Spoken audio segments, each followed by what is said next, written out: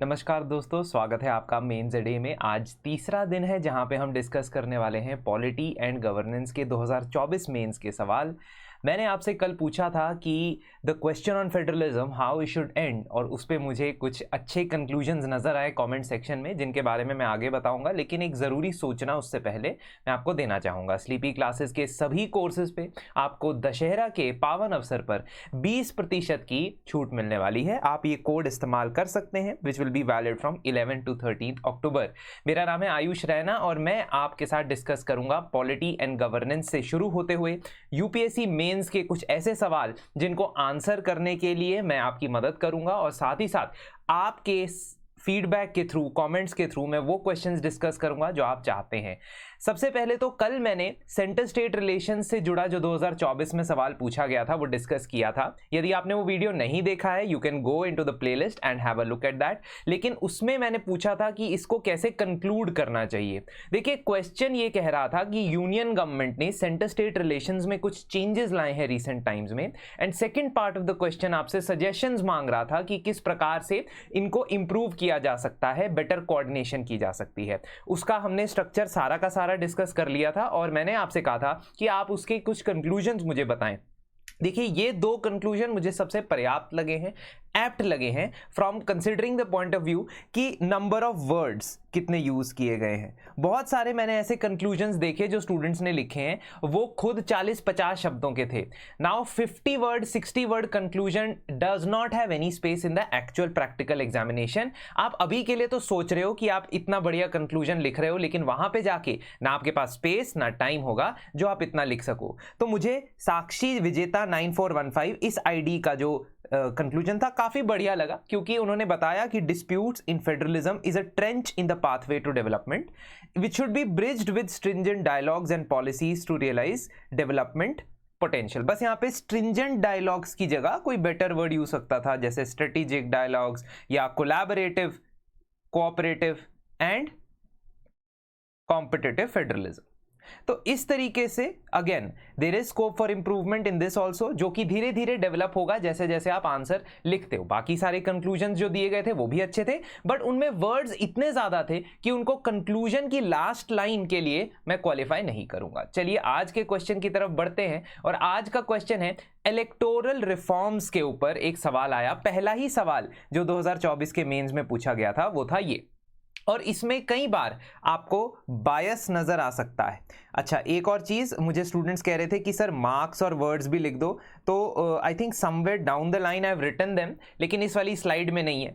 10 marks और 150 words में ये आंसर लिखना है। देखिए, जो वर्ड की लिमिट है वो क्रिटिकल है। आप वर्ड लिमिट से 10% ज्यादा लिख सकते हो। मतलब अगर यहां मैं कहूं मैक्सिमम से मैक्सिमम आप 165 तक जा सकते हो, ऐसा थंब रूल बना के चलो।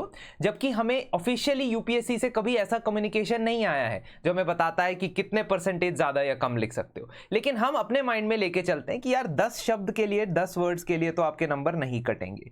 कोशिश करनी है 145 से 155 की रेंज में रहना है, लेकिन कभी कभी अगर 160 शब्द हो गए तो ठीक।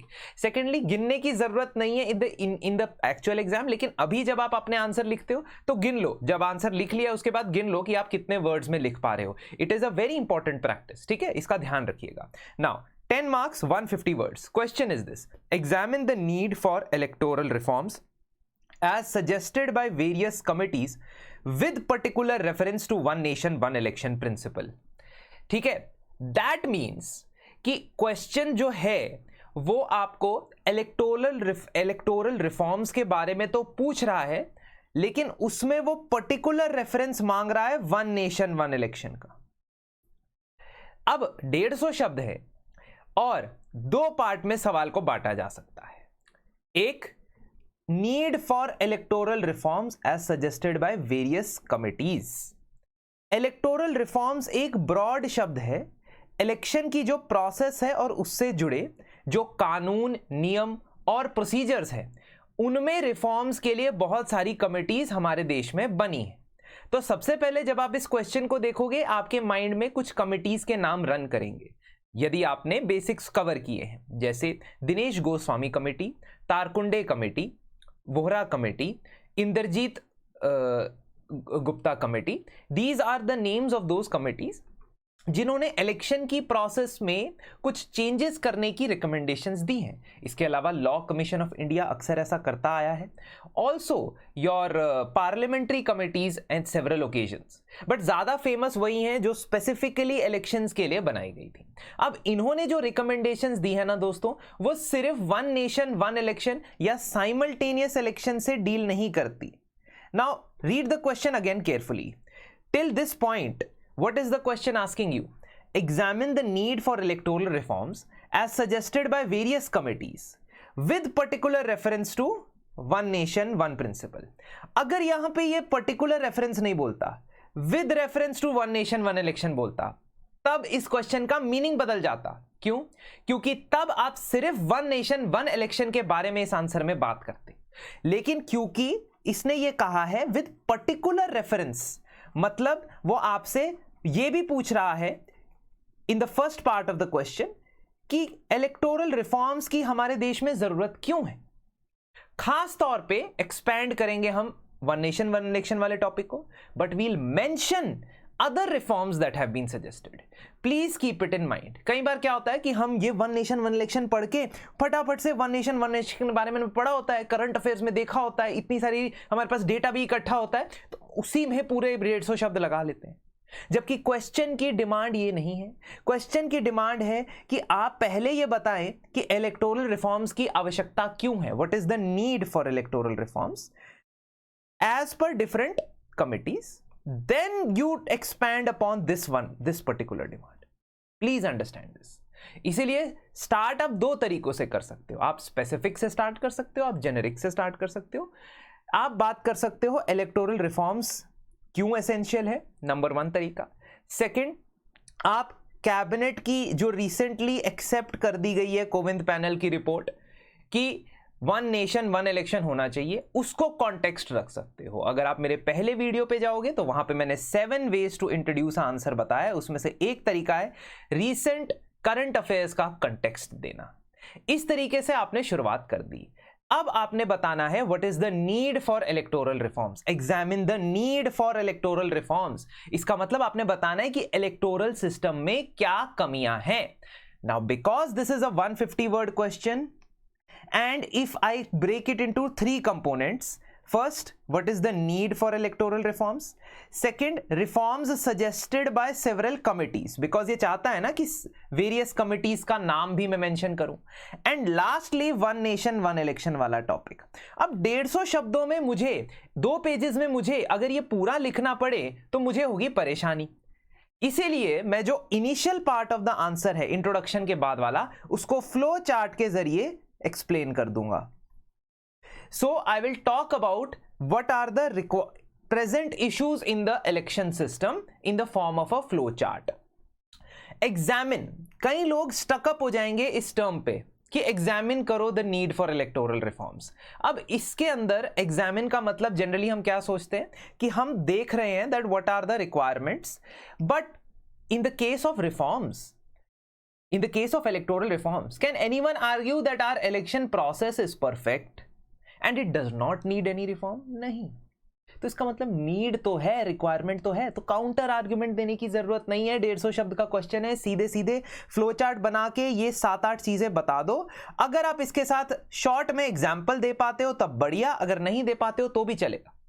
इलेक्टोरल फंडिंग की ट्रांसपेरेंसी को इंप्रूव करने के लिए, specially in light of electoral bond judgement, criminalization of politics, especially when you see more than 40% MPs have criminal cases pending, MCC की violations and lack of action by Election Commission, Representation of People Act में corrupt practices या electoral offence की कितनी enforcement हो रही है, election commission के खुद की जो सिलेक्शन है, जो अपॉइंटमेंट है, जो उनकी रिटायरमेंट, इन सब को लेके जो रिफॉर्म्स हैं, और वोटर आइडेंटिफिकेशन जबकि डुप्लीकेट आईडीज बनती हुई नजर आई हैं कई एरियाज के अंदर।